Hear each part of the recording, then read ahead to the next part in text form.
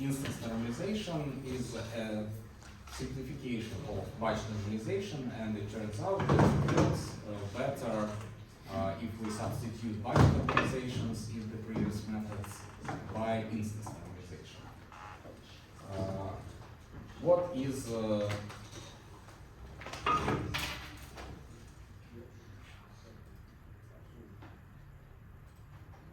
instance batch normalization? Batch normalization is when you take certain feature x,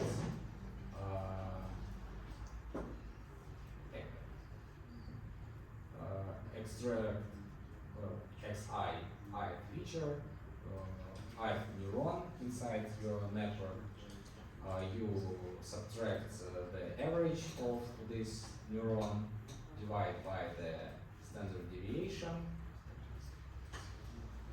and does batch normalization have any parameters which are optimized inside it? Yes, it has two parameters, alpha and beta. Alpha is mu spread, and beta is mu expected average.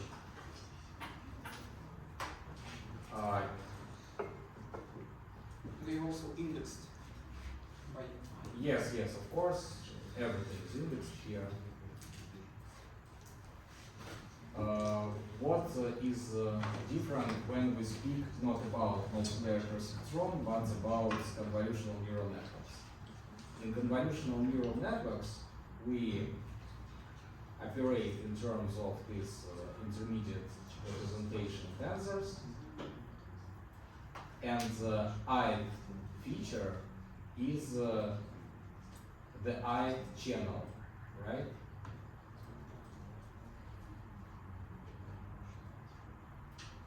So in multilayer perceptron, in order to estimate the mean and the standard deviation, we had to sample large mini batch of objects. We couldn't estimate mu and sigma by one single object. But if this object is an image and we work with it using convolutional neural network, then you see that I feature here is the I channel, and it means that even for one single object we have multiple realizations of for each neuron. We have multiple realizations of its activations, h by w. So instead of averaging over all positions, spatial positions h by w, and a number of objects in the mini batch, as is done in two-dimensional batch normalization. In instance normalization, we do the same thing, but we estimate mu and sigma using only one object, one image. It generates intermediate representation, and for each feature we have multiple realizations, h by w realizations of each feature, and it's enough to estimate both mu and sigma. So you can see that instance normalization works per object. It does not require mini batches at all, and batch normalization works differently in train and test scenarios. Instance normalization works absolutely the same during training and test. So it's a consistent procedure compared to batch normalization. And if you replace batch normalization by instance normalization everywhere, it turns out that the results become better.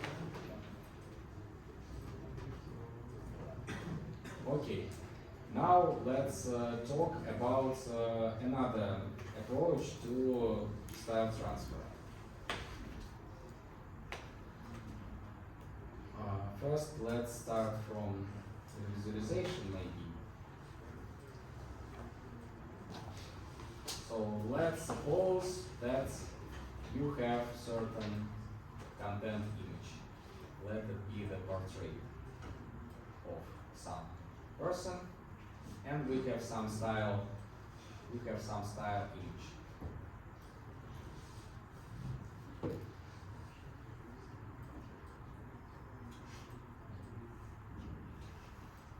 Well, you believe that here is some style. How do we perform patch-based style transfer? We split. I will now show you on fingers very basically what is happening here. You split the content image into patches of the same size, and you split the style image into patches of the same size.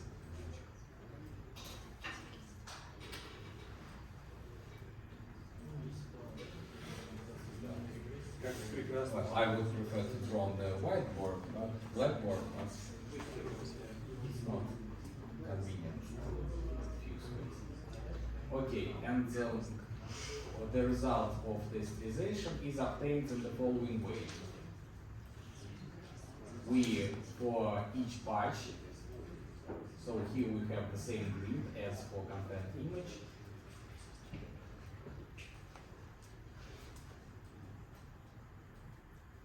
And how do we insert information into each patch here? We, for each patch on the content, we find most similar patch on the style. And we insert the patch on the corresponding position. Then we find the second patch, well, find the most similar patch on the style on each, and insert it on the corresponding position. And this way we do two things essentially. On one hand, we preserve content information because, for example, here in this patch there is a border, yes, and this means that we will look for the patch on the style which has also the border of similar shape, and we substitute it on the corresponding position. So we preserve the content information because we substitute patches by something very similar to them.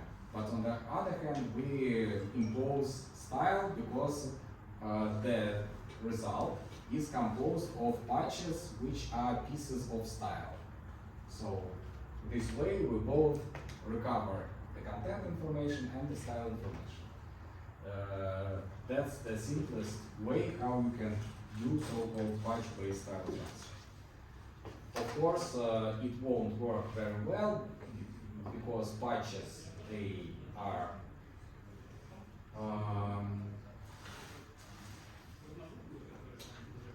well, for example, let's see here we have patch here and patch here, and these are corresponding patches on the result. There is a continuous border here.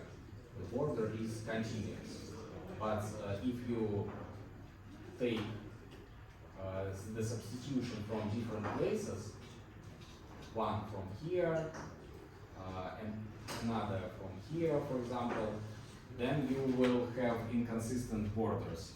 Not smooth result will be on the borders between patches.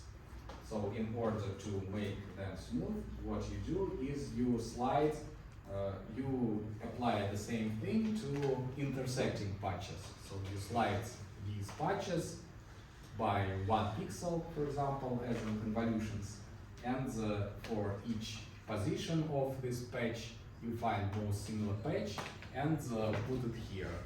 And then you slide by a small amount of pixels. Do you repeat the thing? Here you put the patch and it's intersecting in the area of two intersecting patches, you simply take the average. And this can ensure you the smoothness of the result. And this is one modification, and the second modification is that patch-based style transfer is performed in similar way the stride is 1, so we slide by 1 pixel. And we do this thing on the intermediate representation of some classification neural network, such as VGG. So we have VGG, we pass the image, so our input image is transformed into inner representation, and we perform all these patch replacements on the inner representation of the image. That's the difference. So let's denote C be the content image, S be the style image, phi at I is when we take image and push it through VGG. So this is inner representation of VGG. And when we split this tensor along spatial dimensions into patches, we get a big number of intersecting patches. And so this algorithm consists of step 1, pass the, yes, when we do the patch replacements, we compare the similarity using cosine similarity function. If you read the original article, they justify that by the fact that this cosine similarity can be parallelized using certain convolution operations, so it can work faster than using some other metric. And how do we perform style transfer? We input the content image, the style image, then we pass the content image through VGG, gets inner representation, pass style image through VGG, get inner representation, then we do patch replacements, and we get content representation in terms of style patches. We get not the final result because we work in terms of inner representation somewhere in the middle of VGG network. So we got the inner representation inside VGG for the stylization result. And now we ask ourselves a question, okay, and what is the image which would produce the desired inner representation if we pass it through VGG neural network? So phi is the process of passing it through the neural VGG and extracting the inner representation on certain layer. And we once again optimize in the space of images in order to find the image which has inner representation most close to the desired result. And here is additional total variation loss, which is a smoothness prior on this image. So we have encoder VGG, phi style swap operation when we replace patches, and the inverse network, inverse network, yes. Here we don't have inverse network, here we optimize in terms of images. But when you see some complicated optimization procedure, what do? You try to imitate the optimization process by a certain deep neural network, right? So that's what the authors proposed. Instead of performing costly optimization here, they said, let's train a neural network which as input takes the desired inner representation and immediately in one pass outputs the image which being passed through VGG will give us this particular inner representation. So they call it the inverse network, and if you do if you do optimization, then iteration by iteration you will converge to certain optimum. This is loss function level. And if you train this inverse network, which by looking at the inner representation outputs immediately the image which has this inner representation. Then, of course, you cannot reach this level, but at least you can be somewhere close to it. And it works much faster. So here are examples of this algorithm. So you can do these patch replacements on different layers of VGG. So you can do it on the 0th layer in terms of the image itself, and it just imitates image recovery. And if you move deeper, you will involve more abstract style transfer. And if you move very deep, then you can hardly recover any content information. So somewhere in the middle of VGG is just fine.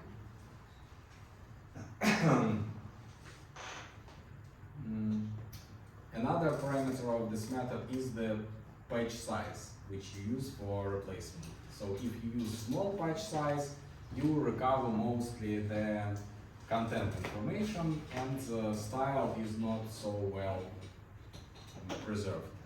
If you increase the patch size, or the size of patch which you replace by, then the style starts dominating the content.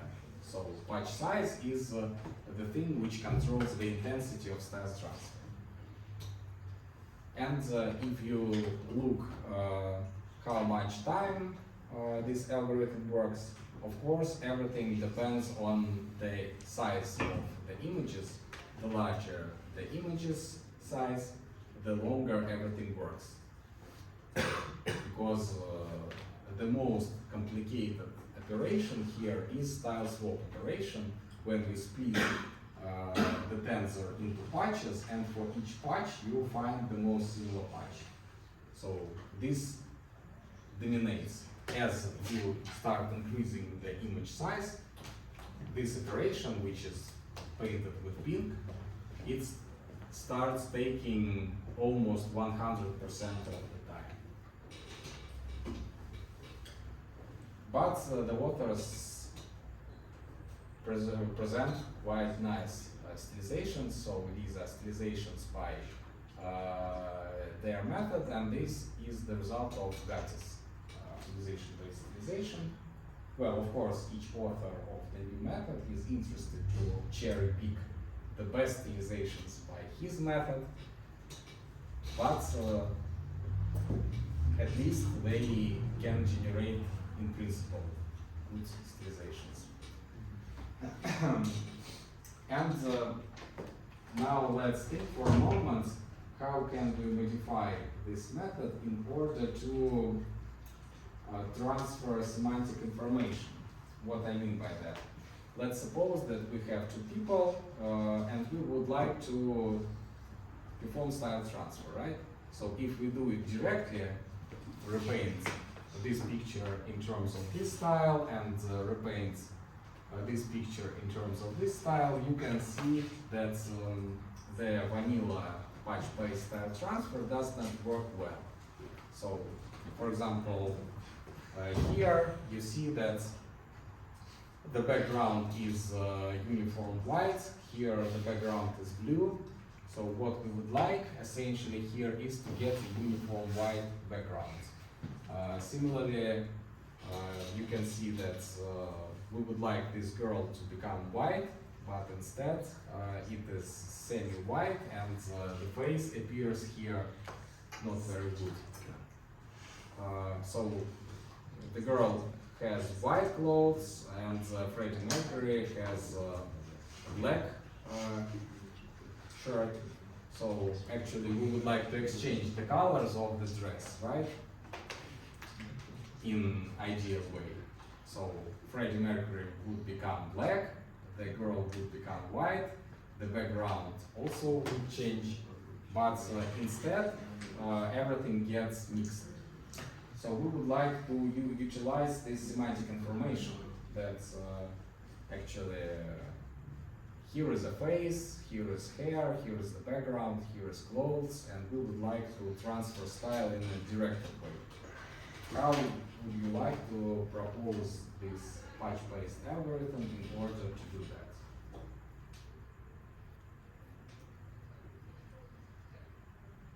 So maybe the simplest way is when looking at the patch being replaced, we can allow replacements to be made only for patches of the same semantic class, right? But the thing is here that some classes, they appear very rarely, like, I don't know, брови как будет. Eyebrows. So only a small proportion of the image is devoted to eyebrows, so maybe the patch itself will occupy more than the eyebrow. And but we know that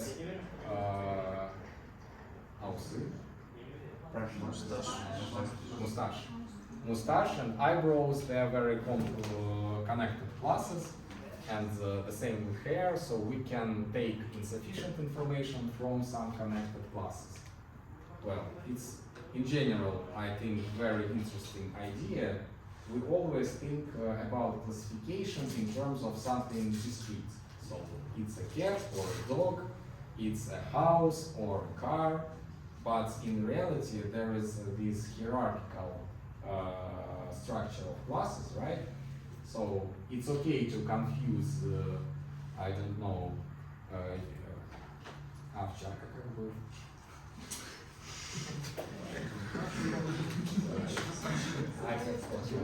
Okay, it's okay to confuse two types of dogs, yes, because they may be indeed very similar, but it's not okay to confuse a dog with a cat. So we should not maybe think about the classification task as one versus all. A more proper formulation would be to say that there are some similar classes and it's okay not to confuse them from time to time.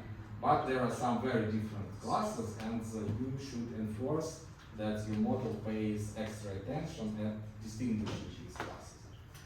So the same here. So this simplest approach to utilize replacements only from respective class. It's good initial approach, but it is not very flexible. And the authors, which, well, the result may be not very nice looking, but at least semantically it does what it wants. So what is the idea of the authors?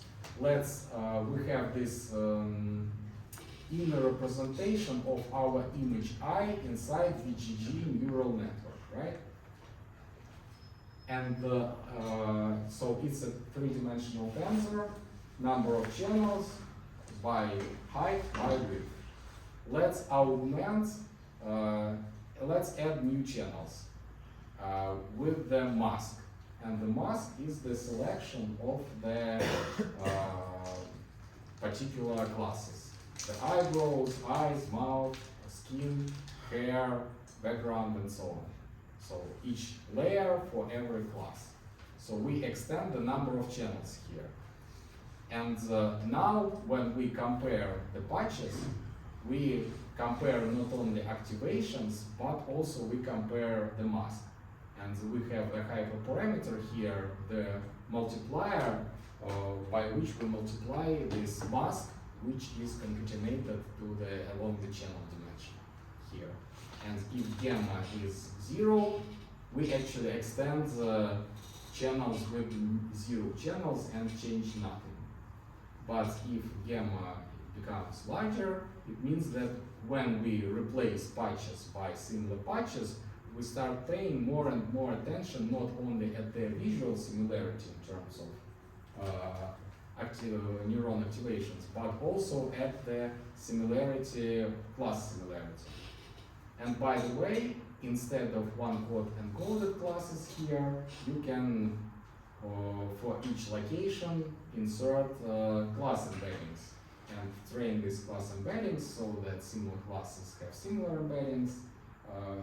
and the distant classes have distant embeddings. Well, that's how it works. A better example.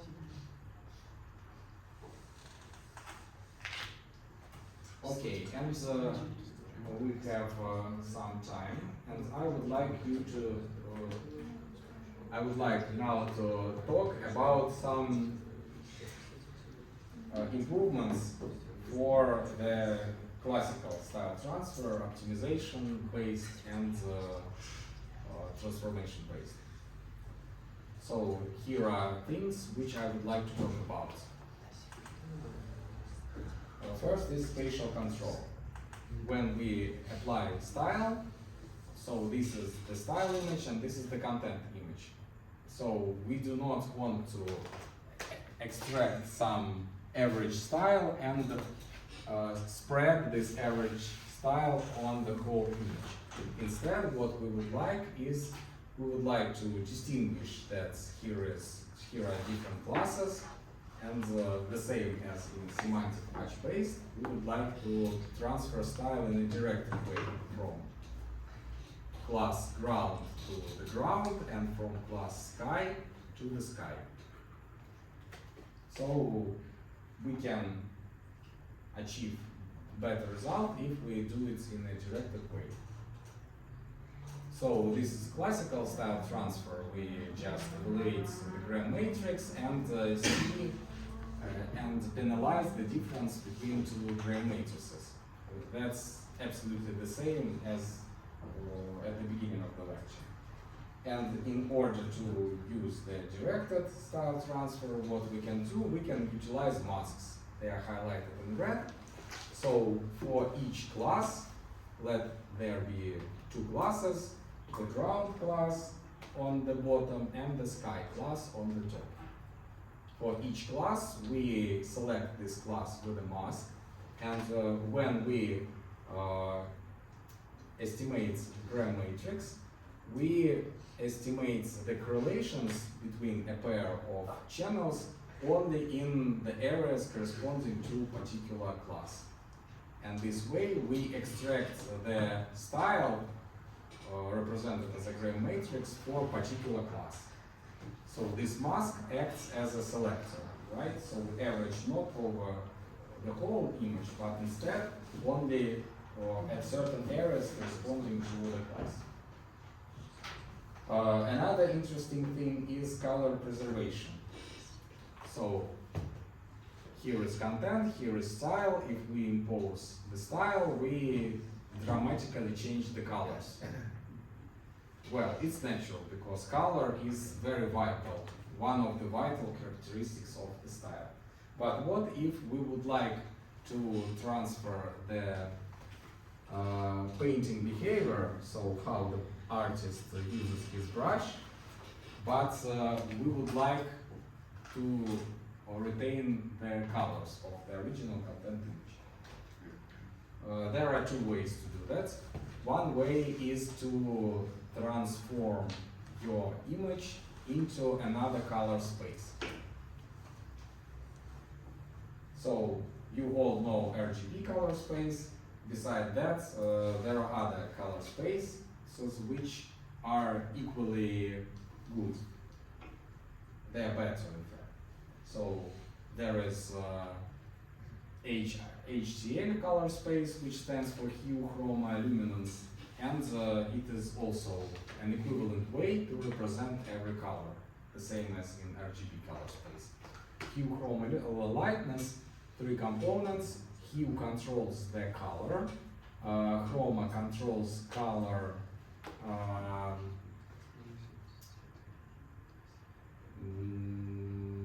saturation, and the lightness controls how bright is the color.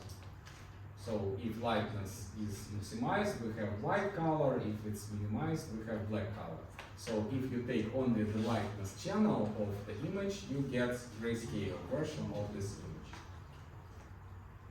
So the idea, what we want to stylize this content image in the terms of this style, but to preserve the original colors. How do we do that? Let's pay attention that hue and chroma components, they represent the color, and lightness represents the grayscale version of the image.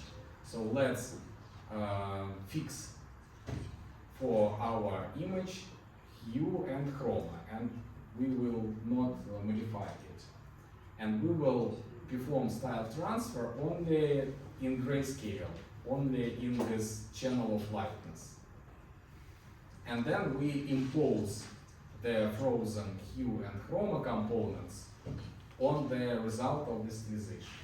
So hue and chroma represent for every pixel the color, and lightness represent the content. Where are the borders, where are the white side, the bright part, the dark part. So the idea is to perform stylization only in the lightness component and take hue and chroma from the original content image. And if in terms of lightness, style and content are very different, we can, by using renormalization, we can adjust their brightness and contrast.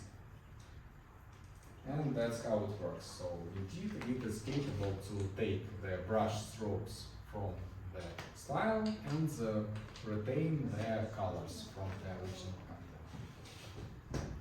And another way to perform color preservation is simply to, before we perform stylization, let's simply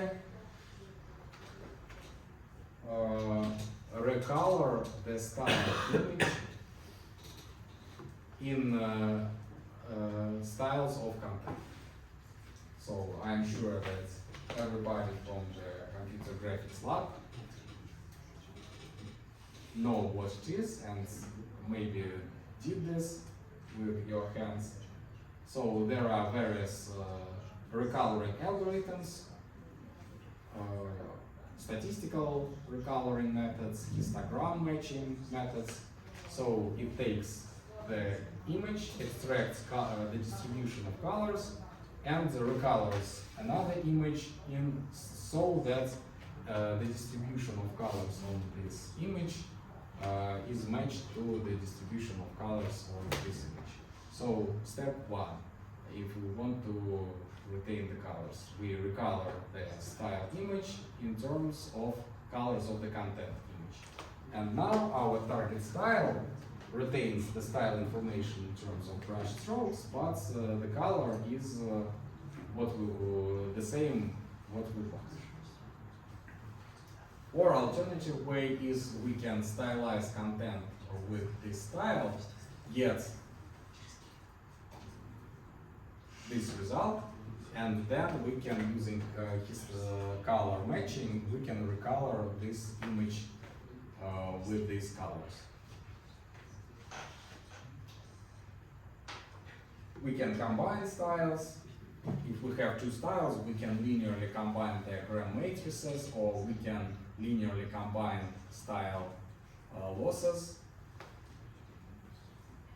Alternative way of combining two styles is we have two styles, the coarse style and the fine style. And we can impose, we can first stylize the coarse style using the fine style, and this way we get a style combination. Coarse details are preserved and the fine details are added from this style. And then using this combined style, we can stylize in usual way. Another interesting aspect in style transfer is that if we want to perform low resolution style transfer, everything works. But if we want to perform high resolution style transfer, style transfer starts operating very locally, as you can see on this figure. So this is the result of style transfer on the same content image using the same style, but in different resolutions. Because everything is performed in terms of convolutions, and each convolution has fixed receptive hue. So if you substitute high resolution image, it means that these convolutions can change something very local. And if you substitute low resolution image, these convolutions can do more general changes as on the left figure here. So you can see the brush strokes are much larger than on the right hand figure. So what's the idea how to perform style transfer in high resolution? We rescale original images to small size, content image to low resolution content, style image to low resolution style. Then we apply style transfer in low resolution and obtain low resolution result. Then we upsample this output and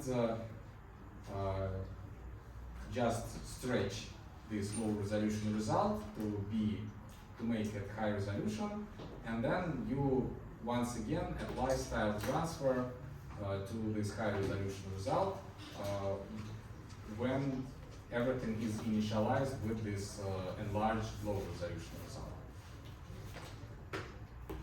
So this is the idea how to apply style transfer in high resolutions. Okay.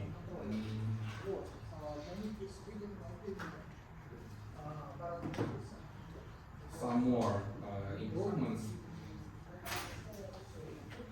Another problem of style transfer is that when you transfer style is retained very locally, because style depends on convolutions. Convolutions have small receptive field. So if you try to reconstruct the image using the style extracted from such image, you get something like this, because the sunflowers are very large and convolutions, they simply cannot cover with their receptive field the whole sunflower. And the same here, so you can see long-term dependencies, but they're completely lost in terms of style transfer. So how would you propose to solve this problem?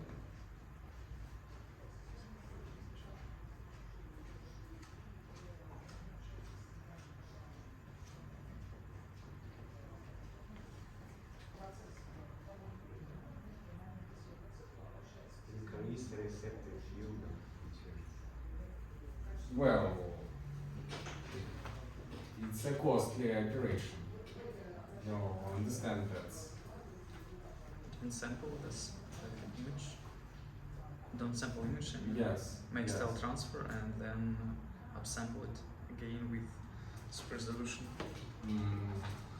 Yes, like this, how we did several slides ago, or we can simultaneously minimize several style losses applied to images of different resolutions. So here is a Gaussian pyramid. It's a rescaled version of the original image when its size is decreased 2 times, 4 times, 8 times, and so on. And the idea is, well, that's the original style loss. We penalize the difference in the gray matrices. And now let's define the style loss as the sum over style losses applied to each layer of this Gaussian pyramid. And since each stylization architecture operates in terms of convolutions of fixed receptive field, in order to have a wider view of the whole image, instead of enlarging the convolution, we simply downscale the image. And by looking at the downscale version of the image, we are able to get a more general view about the style. So that's the idea. We do everything the same as in usual style loss calculation, simply we do it on each layer of the Gaussian pyramid and sum the losses on each layer. And this is capable to reproduce better than style. So you see that here long-term dependencies are preserved, the sunflowers are preserved, and so on. Edge preserving style transfer is, well, you know how edges are important for perception, human perception. And, well, this is edge map for this image. Well, I think everybody knows how to extract edges, right? I shouldn't speak about that. So you can use a Laplacian operator, which looks like this and approximates the second derivative. Or you can use Sorbel operator. So you can see that usual style transfer, it spoils the details of the face, for example, yes? Because it takes the general style of this image and imposes this style uniformly on the girl. This all happens, this is optimization phase style transfer. So what can we do? To omit these artifacts, we can extract the edge map for the content image, and we can extract the edge map for the stylization result. And we can impose additional loss that will penalize the difference between these two edge maps. And this way we will enforce proximity of edge maps between content and stylization. So this improves stylization quality because the edge map of the stylization is closer to the edge map of the content, simply by construction, because we added this extra loss which measures the deviation between edge map of content and edge map of stylization. So you can extract this edge map using any filter you like, Kelly filter or Laplacian filter or Sorbel filter. Well, in this particular article they used Laplacian filter.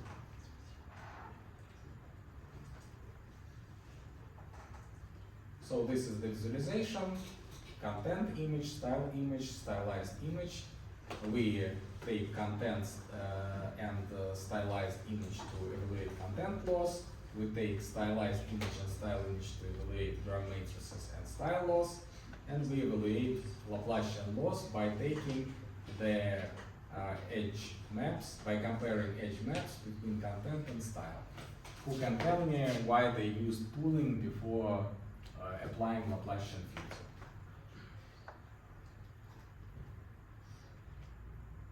Make the edges more thick, otherwise they would be too small. No, not that. Well, I would agree to some extent with you, yes, you are right. Maybe But on the other hand, I would criticize this logic for that if we decrease the dimensionality, we are not able to reconstruct accurately the edge map.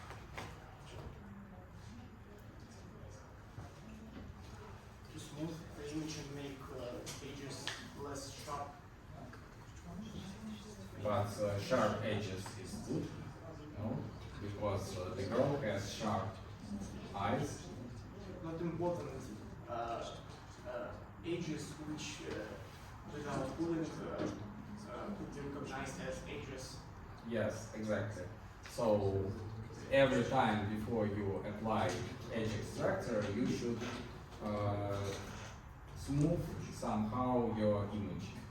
Because what's an edge extractor? Edge extractor in one-dimensional case, so this is one-dimensional image, and this is how your intensity changes. So edge extractor looks either at the first derivative or at the second derivative.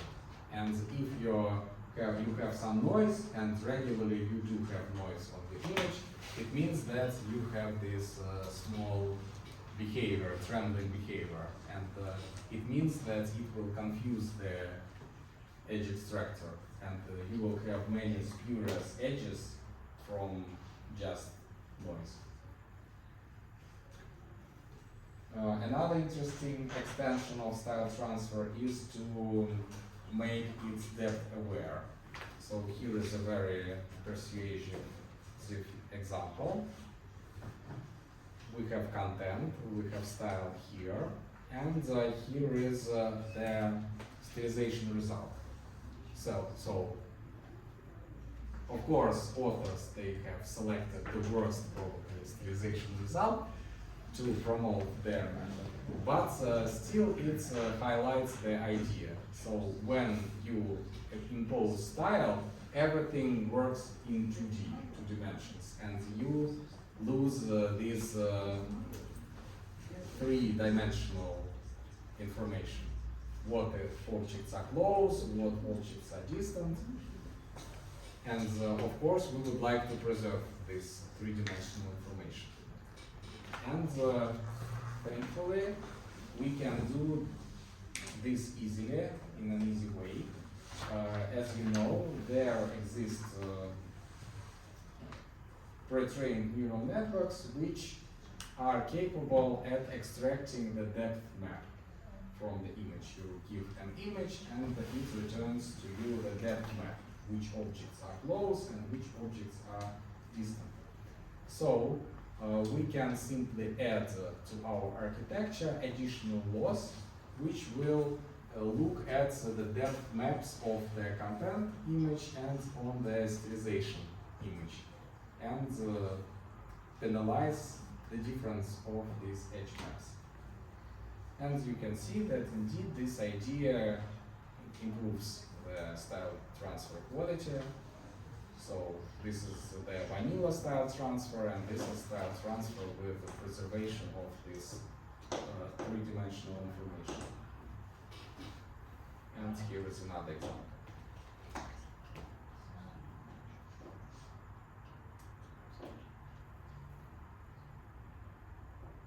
Well, here is kernel generalization of style loss. I don't know how much time do we have.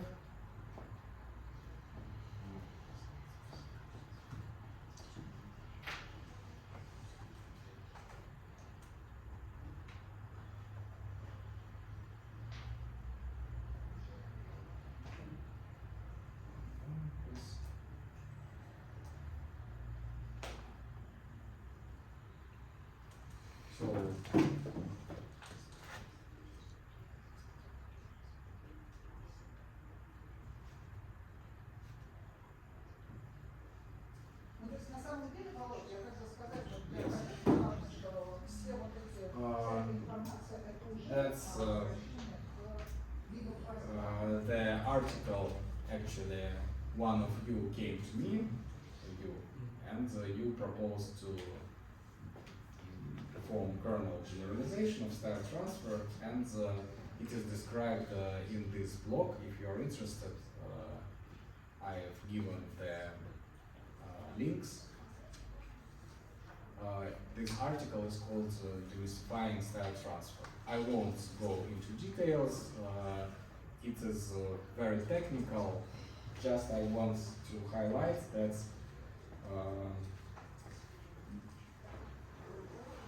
it is possible to extend this approach using kernels. That's the main idea. I would like to tell you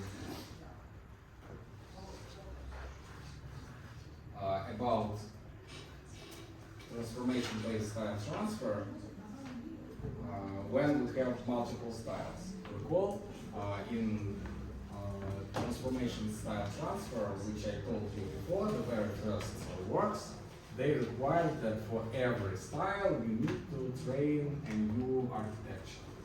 And this is not very efficient, right? Because you might have hundreds of different styles and you need to retrain from scratch a new neural network for each style. So this final part will be devoted to how you can, using single architecture in online way, using transformation-based style transfer, apply different styles. One of the approaches is to we use encoder, decoder, and in the middle we use convolution operator. And depending on the desired style which user selects, we simply select particular convolution filter here and apply this particular convolution filter. So if you have k styles, you need to, for each style, train this architecture, but what changes is essentially only one convolution in the middle. So here is the training procedure.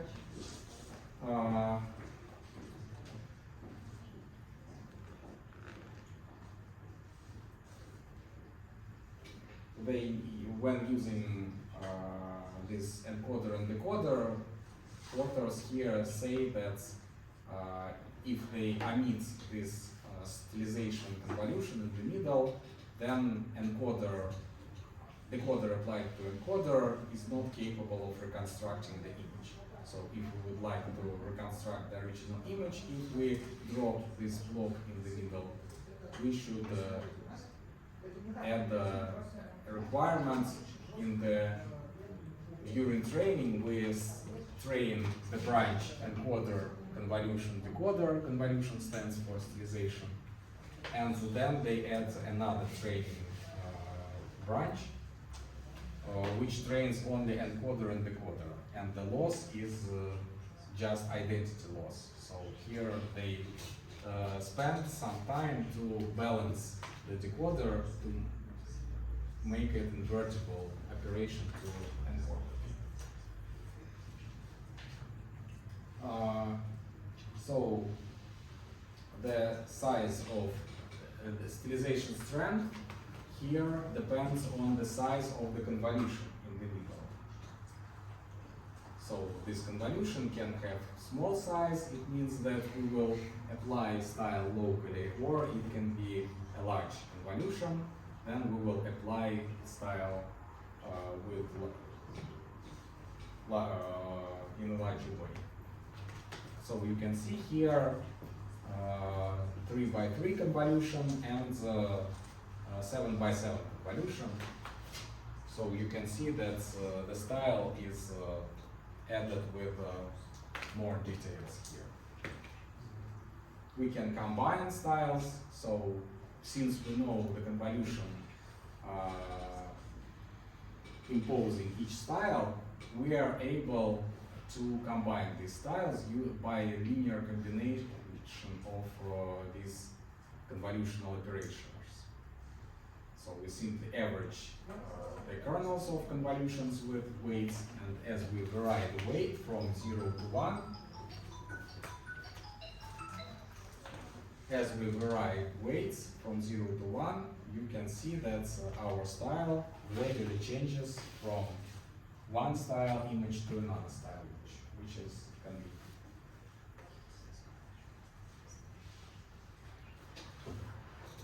Another approach is to perform adaptive instance normalization in the middle between encoder and decoder block. So encoder block is taken from VGG, decoder block is trained to be invertible encoder operation, and adaptive instance normalization, what it does, it's channel-wise instance normalization, but what performs instance normalization? Let's recall. So we have a tensor.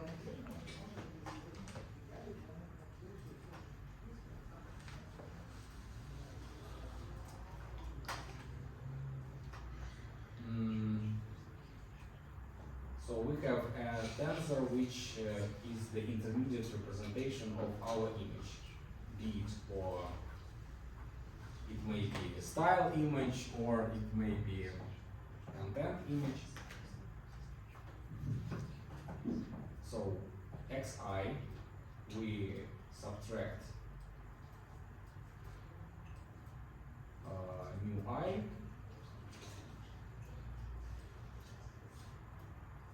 divided by sigma I,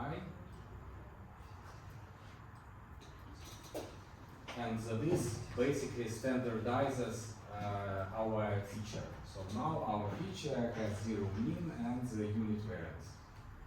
But don't forget about additional alpha and the beta parameter.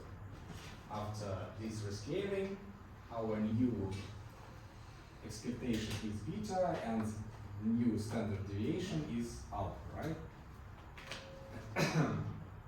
So,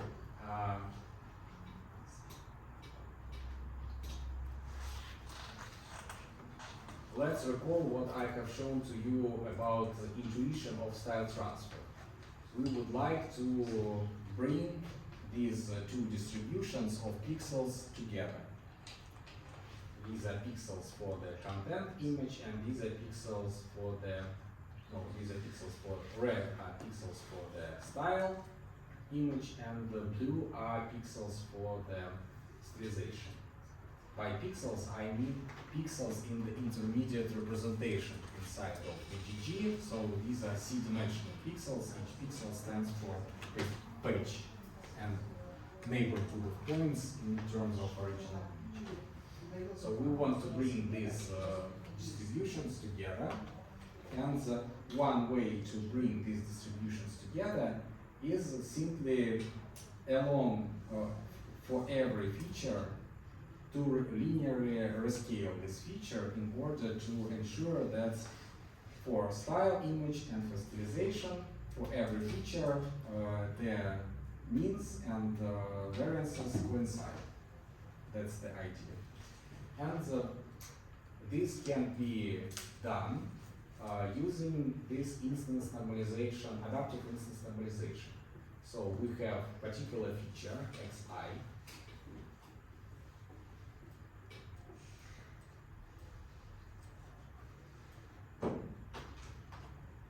we standardize it, and then we impose the desired mean and the desired standard deviation.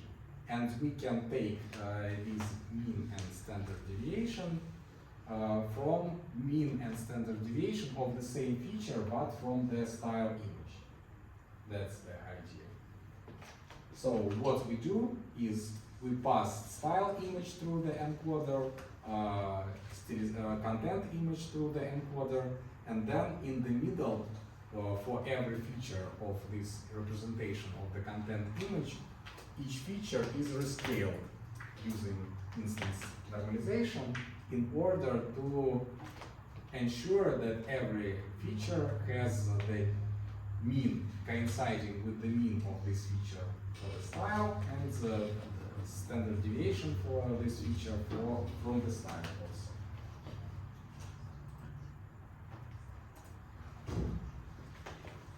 And this is performed in this adaptive instance normalization block. And here is the decoder, which is inverted encoder. So just downsampling operators are substituted by upsampling. And everything is, the whole architecture is trained using conventional content and style laws. That's how it works. What's the benefit of such approach compared to other approaches we have seen so far? For different styles, we would get different normalizations.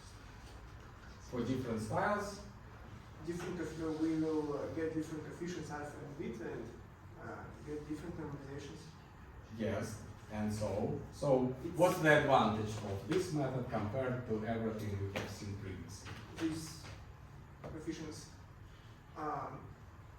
aren't learned.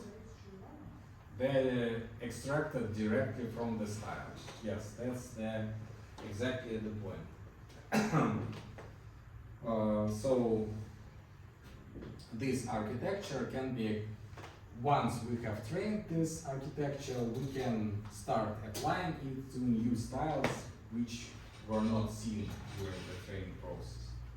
Simply we pass the new style through PGG, extract mu's and sigmas, and impose these mu's and sigmas on the content. So zero-shot learning. It works not, it's not the best method, but this zero-shot property is nice one. The quality is worse than of other methods because stylization actually is performed independently for each feature and using simple linear scaling.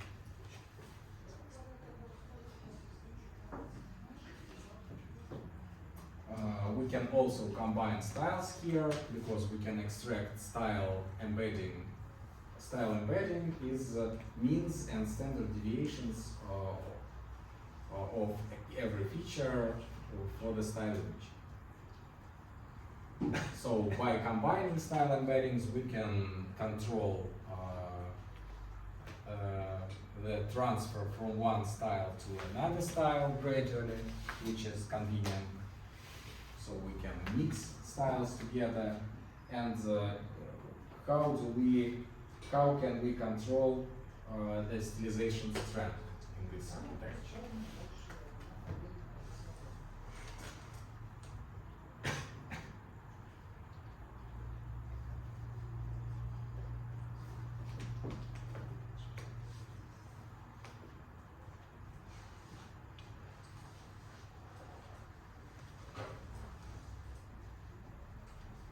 With some additional coefficients, is kind of alpha and beta to empower with its coefficients the mean and variance of new standardization. Yes, so here is the transformation. So what do you propose?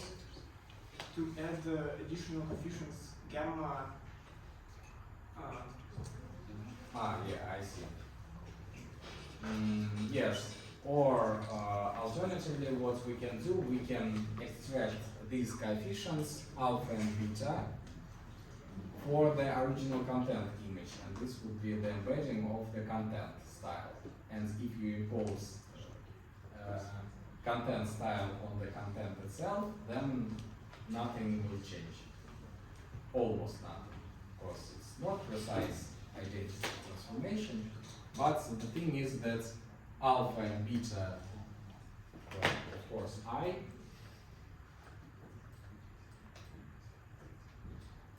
so the style embedding is the set of these alphas and betas.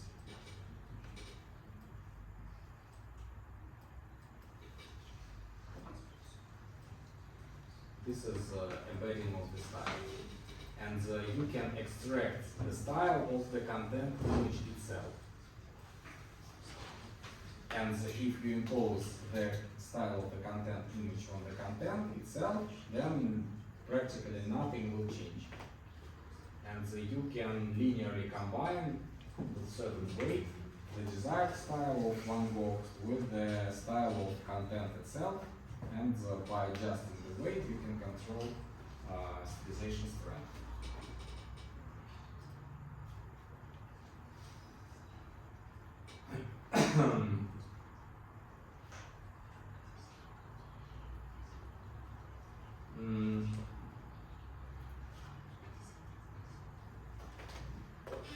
You can apply this adaptive instance normalization not at one layer, but also at a set of layers.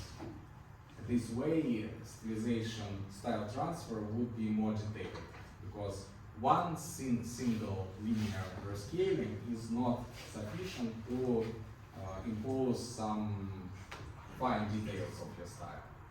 So it's a good idea to use this instance normalization, adaptive instance normalization, multiple times of different layers. And there is a link to the paper which does that, and indeed the results are better than adaptive instance normalization. And these coefficients, alpha and beta, or gamma and beta, they name it, they are learned. They are not extracted from the style image.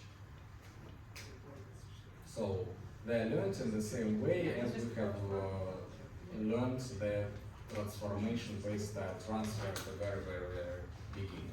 So we fix style image and backpropagate, estimate the loss function, backpropagate the gradients to find these coefficients which form style embedding. So you can, for each new style, you have to learn style embedding, which is represented by these coefficients in adaptive instance normalization. And once again, if you have to optimize something, a standard and very common trick is to replace the optimization task with a neural network which takes the same input as your optimization task and learns to output the result of the optimization. So if we need to find the embedding, if we need to optimize somewhere in the middle the embeddings of the style, instead of doing this computational intensive optimization, let's learn another auxiliary neural network which takes as input the style and immediately outputs the desired style embedding. And we simply substitute these style embeddings into our map.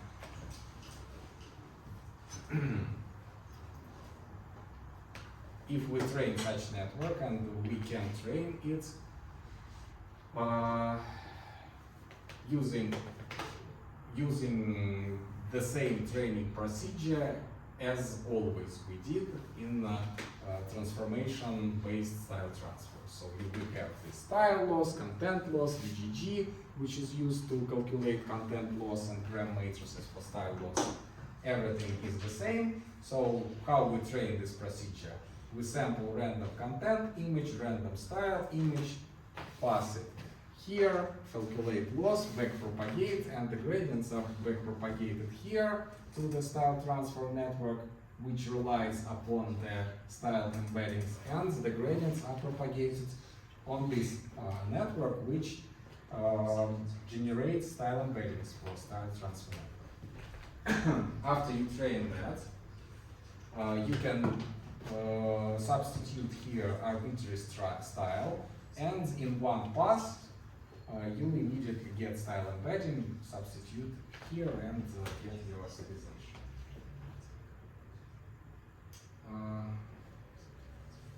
And the final method, which I would like to tell to you, is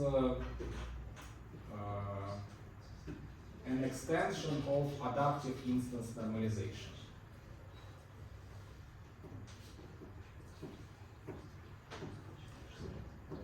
Where is, yes, here is adaptive instance normalization. So once again, what adaptive instance normalization does, it brings closer the distribution of points for the stylization and for content and for style by matching the means and variances for each feature independently. But if you have multivariate distributions, if you want to match two multivariate distributions, it's not enough to match along each axis the means and variances. Because in order for two multivariate distributions to match, you also need to take into account the interdependency structure between different features. Right? And adaptive instance normalization performs linear scaling independently along each axis. It's not sufficient to make multivariate fitting of multivariate distributions. And so, how can we match distributions in multivariate, in more consistent way, in multi-dimensional way?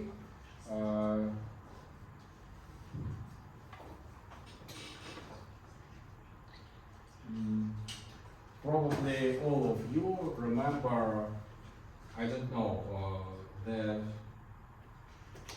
522 группа посещала мои машинное обучение мое, которое я брал. Было. Да, но не у нас. Лекции На где Диакона посещал? брал. У вас нет. Okay, maybe he told you because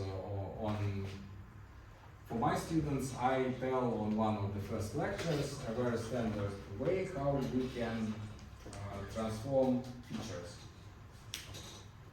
So if you have a feature vector x prime and you want to standardize this feature vector in such a way so that each feature has zero mean, unit variance, and besides that, on top of that, we want zero uncorrelated features. So we can easily do that using this transformation. This is an absolutely standard thing. It's called the correlative widening transformation or decorrelating transformation. So in order to not only ensure zero mean and unit variance for each feature, but uncorrelatedness, you need to do this. So you subtract the vector of feature means. Now each feature has zero mean, and you multiply this vector by the inverse of the square root matrix of the covariance matrix. So what is a square root matrix? What is a covariance matrix? It's a matrix of dependencies, of covariances. It measures the interdependencies between different features. There are no dependencies if this matrix is diagonal, right? And if it's not diagonal, there are some correlations. Some features are correlated. So what's square root of covariance matrix?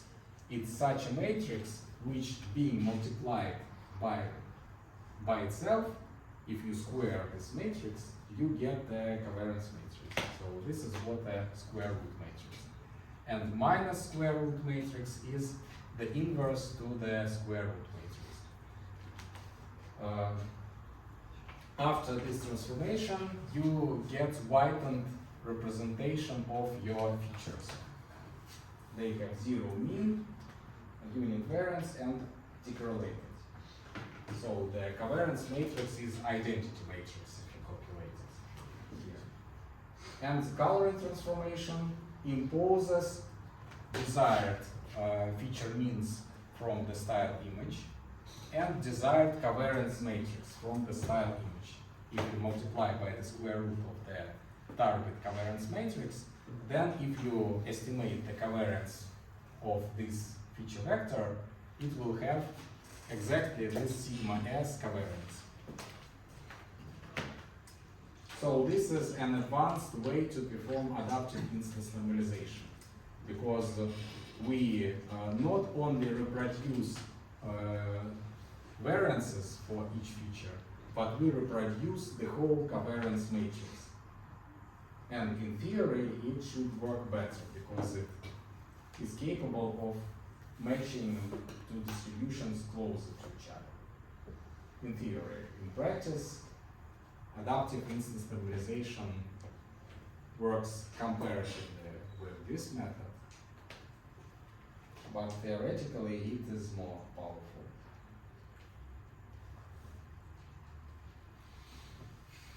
So we have BGG, which is the decoder, and encoder, and we have the decoder.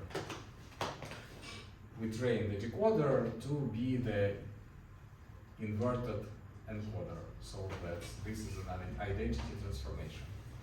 And then we insert this whitening and coloring transformation in the middle between encoder and decoder. This is called the DCT method, which is one of the most popular ones. Not the best working ones. There are some advanced, computationally intensive methods which utilize attention and some GANs, but one of the most popular ones is VCT method. So this is an example what will happen if we perform whitening without coloring. So whitening will completely, almost completely erase the baseline style information. And the coloring imposes the desired style.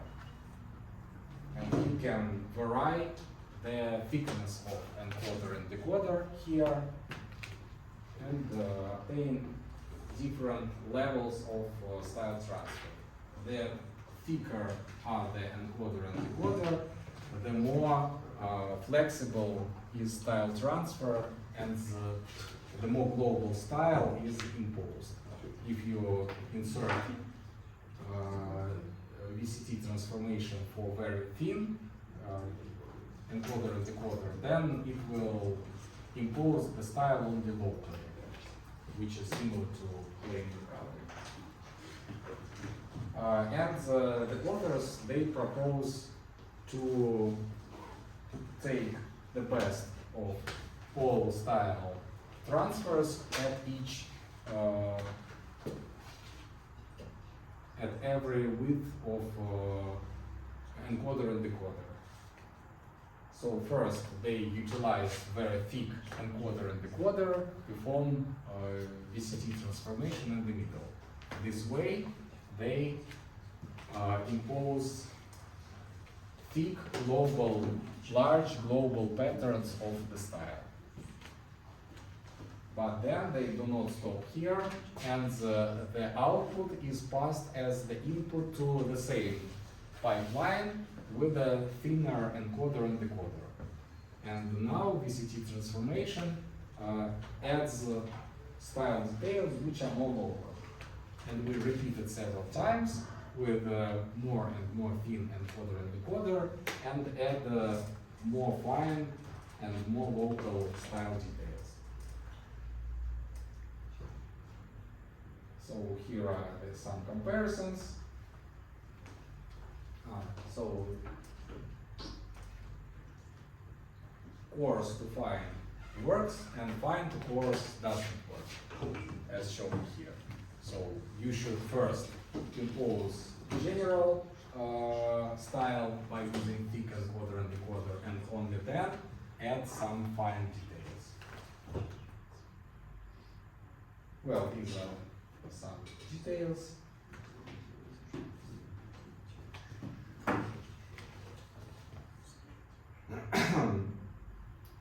So we have 2 minutes left.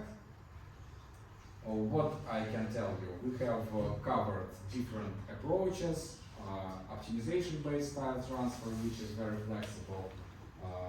We have covered transformation-based style transfer, which is very fast, but not that flexible, because you have to retrain your architecture to different style strengths and different style images in the vanilla online style transfer. But in the last lecture here, I have shown to you that actually there exist architectures which allow you in online way, very fast, by using one pass through the transformer to impose different styles and different stylization strengths.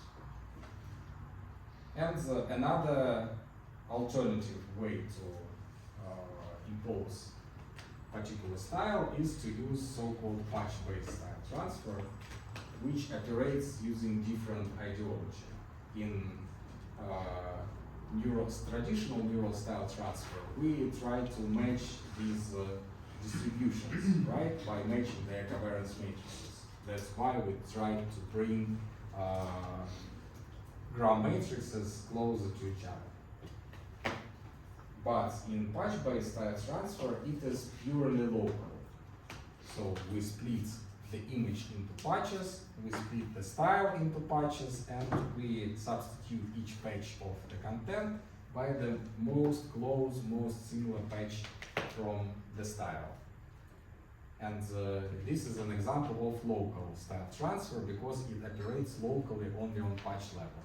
And the optimization and transformation style transfer, they operate globally. They construct the global representation of the style and try to match these global representations.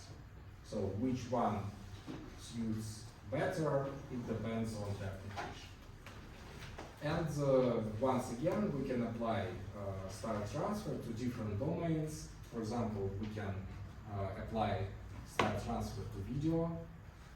It won't work out of the tricks immediately, so if you apply these tricks to each frame of the video, the results would be very unstable, because if there is slight change in the frame, style transfer will amplify this change, and there will be flickering if you watch this stylized video. So to stylize video, there are additional regularizers used, which smoothen the result of style transfer.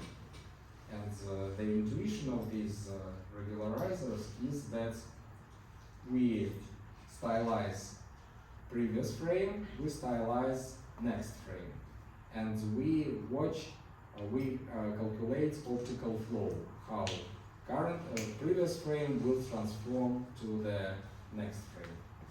And using this optical flow, which is a vector space, which shows which pixels will move where from the previous frame to the next frame.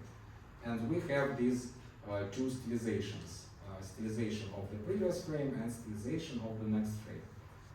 And what we do is we say that if we take the stylization of the previous frame and transform this stylization using the optical flow by moving the pixels where they will move on the next frame, we need to get stylization which is close to the stylization if we stylize the next frame. And this is the idea of the regularizer, which enables smooth video style transfer. And once again, you can, by using similar logic, you can impose style to other domains such as music, text, speech, and so on. Thank you for attention. If you have questions, you can come and ask. So, the lecture is over.